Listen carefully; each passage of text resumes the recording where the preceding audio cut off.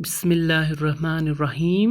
अस्सलामु अलैकुम प्यारे बच्चों, आज हम क्लास 11th का पब्लिक एडमिनिस्ट्रेशन से एक और टॉपिक लेंगे। तो आज का हमारा टॉपिक रहेगा बिहेवियर अप्रोच और ह्यूमन रिलेशंस अप्रोच। तो चलो शुरू करते हैं।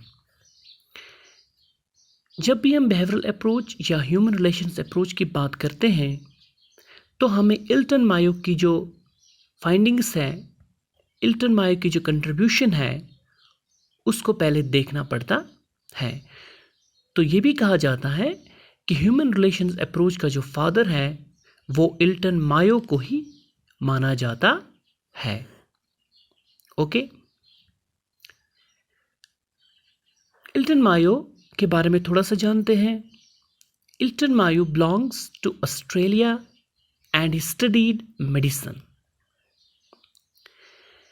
1923 में क्या होता है कि वो यूएसए चले जाते हैं और 1926 में वो ज्वाइन करते हैं हार्वर्ड यूनिवर्सिटी में as an associate professor for industrial research.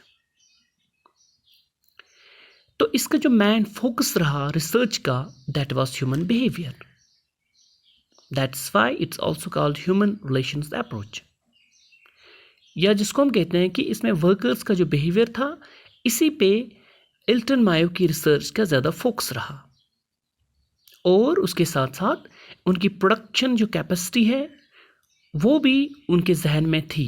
और उसके साथ साथ कि जो वर्कर्स है उनकी फिजिकल कंडीशंस को देखा जाता था, इकोनॉमिक कंडीशंस को जहन में रखा जाता था, फिजियोलॉजिकल एनवायरनमेंट को भी जहन में रखा जाता था। तो इसने इस अप्रोच को क्या कहा, that it was a clinical method. ठीक, अब उसके साथ साथ कुछ इंपॉर्टेंट बुक्स थी जो इल्टन मायो की कंट्रीब्यूशन थी। इसमें डेमोक्रेसी एंड फ्रीडम बहुत इंपॉर्टेंट बुक थी, और the human problem of an industrial civilisation, ये भी एक इंपॉर्टेंट बुक इल्टन मायो की सामने आई। अब जब भी हम ह्यूमन रिलेशंस या बिहेवियरल अप्रोच की बात करते हैं तो हाथरून एक्सपेरिमेंट्स इसमें एक अहम रोल प्ले करते हैं। तो चलो अब हम हाथरून एक्सपेरिमेंट्स को देखते हैं।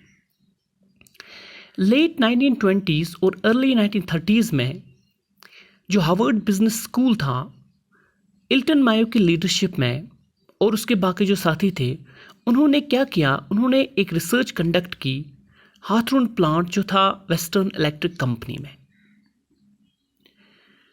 अब इस हाथरून एक्सपेरिमेंट से पहले मायो ने एक रिसर्च की थी जिसको इसने फर्स्ट रिसर्च के नाम से आगे लाया।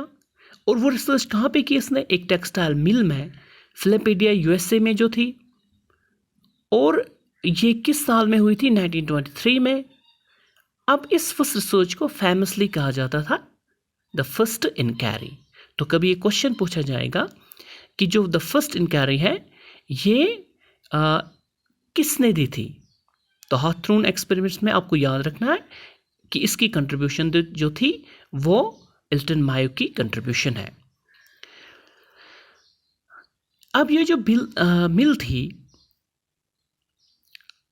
टेक्सटाइल मिल, ये एक मॉडल ऑर्गेनाइजेशन के तौर पे जानी जाती थी।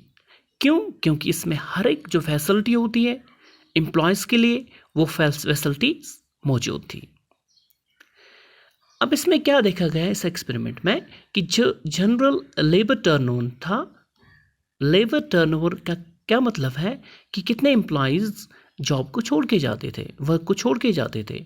तो इसमें एक डिपार्टमेंट था म्यूल स्पिनिंग डिपार्टमेंट। तो वहाँ पर टर्नओवर कितना था, 250%, यानी वहाँ पर बहुत ज़्यादा लोग काम छोड़ के जा रहे थे।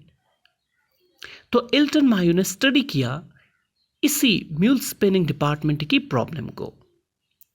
अब इसने क्या देखा कि लोग क्यों छोड़ के जा रहे हैं काम को, क्योंकि उनको रेस्ट पीरियड्स नहीं मिलते हैं, उनको काम के दौरान रेस्ट नहीं मिलता है। एज ए रिजल्ट वो थक जाते हैं। ठीक, अब इसने क्या किया, मिल्टन मायो ने इसने रेस्ट पीरियड्स को इंट्रोड्यूस कर दिया। इसने 4 रेस्ट पीरियड्स को इंट्रोड्यूस करवाया। हर एक रेस्ट पीरियड जो था एक दिन में वो 10 मिनट का हुआ करता था। तो इससे क्या हुआ, वर्कर्स में वो मोटिवेट हो गए और उनका मोरल इंक्रीज हो गया। इसने एक और फार्मूला सजेस्ट किया जिसको कहा गया बोनस फार्मूला। अब इस बोनस फार्मूला से क्या मतलब है कि जो भी वर्कर एक्स्ट्रा परसेंटेज देगा प्रोडक्शन में, यानी जितना उसको काम करना है, अगर वो ज़्यादा काम करता है, एक्स्ट्रा काम करता है, तो उसके बराबर उसे फिर बोनस भी दिया जाएगा।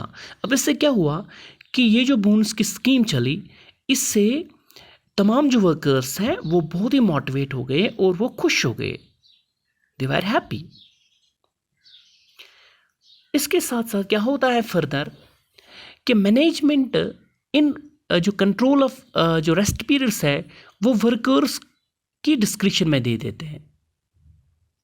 इससे क्या हुआ कि वर्कर्स के बिटवीन कंसल्टेशन शुरू हो गई। As a result there was a social interaction.